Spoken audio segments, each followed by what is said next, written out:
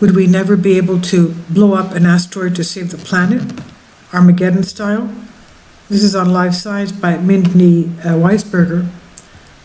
Well, we know that NASA has space missions, asteroid space missions, and in a few years they would like to slam a spacecraft into an asteroid in order to try and set up an Earth protective program to help save humanity.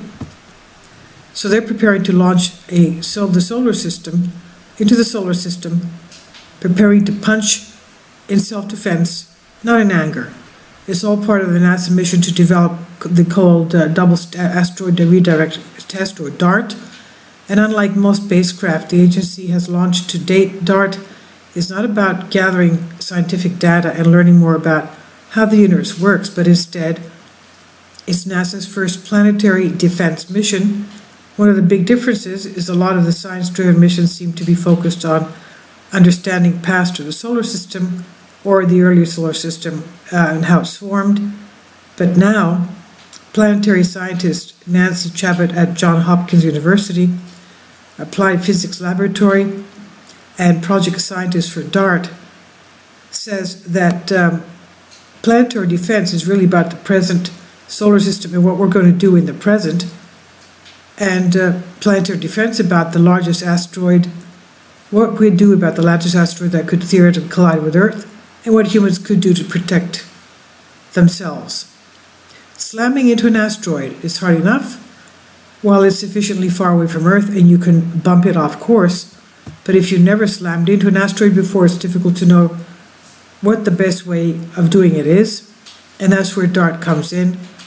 The target isn't a threat to Earth, but by studying it carefully and then colliding with it, Chabot and the rest of the DART team will create the data humans will need if they ever want to redirect a truly threatening asteroid. Now, what happens when we hit an asteroid?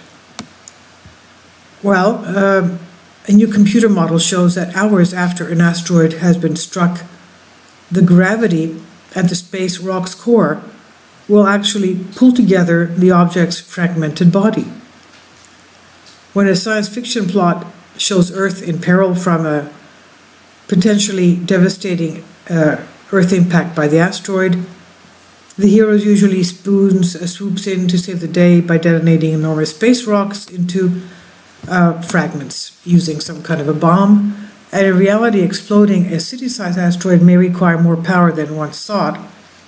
Scientists previously used computer models to estimate the impact that's needed to shatter a big asteroid, but a new model by another team of researchers comes to a different conclusion. They add a variable that an older model totally omitted: how quickly cracks would spread through an asteroid after it was struck, for example. And by looking closely at small-scale changes in the asteroid structure, researchers have a clearer snapshot of what would happen after the impact. The new model suggests that gravity could help the asteroid hold itself together even after a powerful explosion, and that more energy would be needed to smash the object into smithereens. Quote, "We used to believe that the larger the object, the more easily it would be broken, because bigger objects are more likely to have flaws." This is what the lead study author, Charles L. Meir, the researcher with the Whiting School of Engineering at Johns Hopkins University in Baltimore, said. Meir said, "Our findings show, though, that asteroids are stronger than we used to think." So for the computer model, Meir and his team used the same scenario as in prior models created by other researchers. The target asteroid, measuring about 16 miles in diameter, gets struck by an object with a diameter of about half a mile, traveling at 11,185 miles per hour. And the calculations from studies earlier made find that such a high-speed impact would pulverize the target.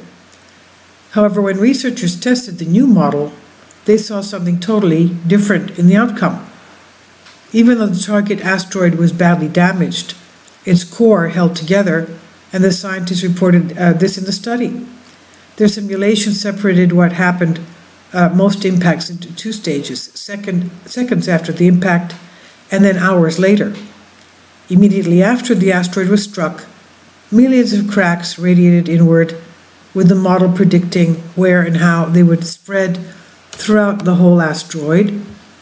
But the asteroid did not break apart. Instead, over the hours that followed, the gravitational pull of its damaged core gathered together all the rocky fragments right around the core again, resulting in the asteroid that was fragmented but not completely blown to pieces, the study author reports. Now, as big asteroid impacts the Earth are exceptionally rare, computer models such as these can help scientists to strategize how we might defend ourselves against potentially devastating projectiles. A professor of mechanical engineering at Johns Hopkins Whiting School of Engineering, Kaliat Ramesh, said, "We need to have a good idea of what we should do when that time comes. Scientific efforts like this one are critical to help us make those decisions." So this is a huge finding, of course. In other words, you go out, you make all these arrangements and these space missions, spending trillions of dollars trying to save humanity, and in effect, it's like a hole in the ocean. You don't do anything. That's astonishing. So it'll just conglomerate back into a body again and come, who knows, hurtling where. So this is a new finding. It will be published March 15th in the journal Icarus. Now, we do have the Apophis approaching us in about 10 years' time. So, you know, that in the past we have had Earth collisions. So it's the duty of technology to try and protect humanity for the good of mankind. Now, it's a different type of mission from other asteroid missions that they have. We said one of those is NASA's OSIRIS-REx, and another is Japan's Hayabusa 2. Each made strides towards tapping near-Earth asteroids in order to collect samples to bring home, and now scientists hope that those samples will help them understand the solar system's early days. But it's also, we have to do something for impact events. Now, DART's target is Didymos, which was chosen based on very different criteria. It's a binary asteroid, which means DART can slam into the smaller object of the pair, but scientists can gather robust data about the bodies and their locations from Earth, and that will help them track where to target the car-sized spacecraft, as well as how much the collision knocking the objects, of course, should be. So they say it's interesting because it's a space mission, but the telescopes are such a huge, important part of the mission succeeding. The man in charge of this, Chabot, said, "We have to know where this moon is in order to impact it and to make this maximum deflection." We kind of take for granted that we know where everything is all the time. We understand where the system is as a whole, but specifically where that moon's going to be requires tracking because we want to try to hit it head on. Then there's the impact itself, with the spacecraft slamming itself into the space rock at a speed of about 6 kilometers per second, that's 13.5 miles per hour. And if the mission launches as currently planned, it will be in June of 2021. That collision will come in October of 2022. And while ground telescopes will track how the tango of twin moons, Didymos, changes after the impact, scientists may be able to rely on two eyewitnesses as well. The first is the CubeSat. It's called Light Italian CubeSat for imaging of asteroids, and the Italian Space Agency has proposed to send it with DART.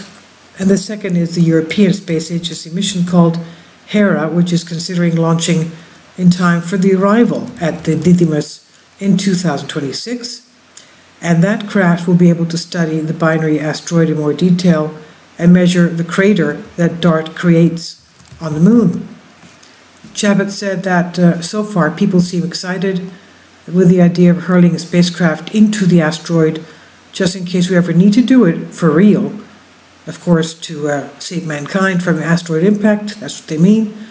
But she also said that we can learn only so much from the experiment, that if the asteroid really does loom, we'll need a heads up. So continue to observe and identify asteroids as crucial asteroid tracking systems. Of course, they don't get all of them all the time. That's why they have a lot of amateur astronomers also looking at the skies and images, and they do find things. So Shabbat says to do something like this, we'll also need a really long warning time. The idea of a kinetic impactor is definitely not like the movie Armageddon, where you go up to at the last hour and you saved the Earth. This is something that you would do 5, 10, 15, 20 years in advance to gently nudge the asteroid so it just sails merrily on its way past the Earth and does not impact the Earth. This is also on space.com and Live Science, and I'll leave links below for you for this. And by the way, I forgot to say, let me just be very clear, the computer model showing the asteroid impacting is courtesy of Charles L. Meir, and as we said, it was from the sources at Johns Hopkins University.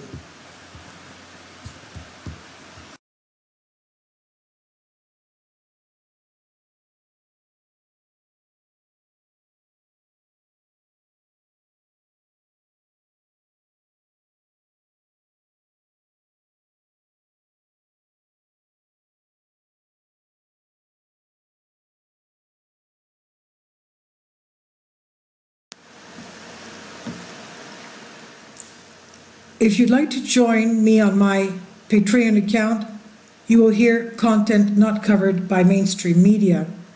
These riveting stories will be based on my research, and I will state my opinions and give my personal insight on diverse and controversial subjects and world events not covered by mainstream media, and not supported by YouTube guidelines.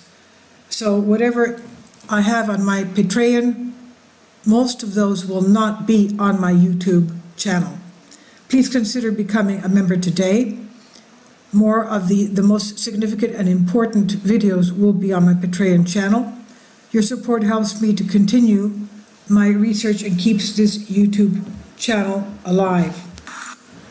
And we depend on your support, your generous charity, because we help economically challenged families here in Athens, Greece, in Kapota, and we also help the young generation with university tuition and the community around our church.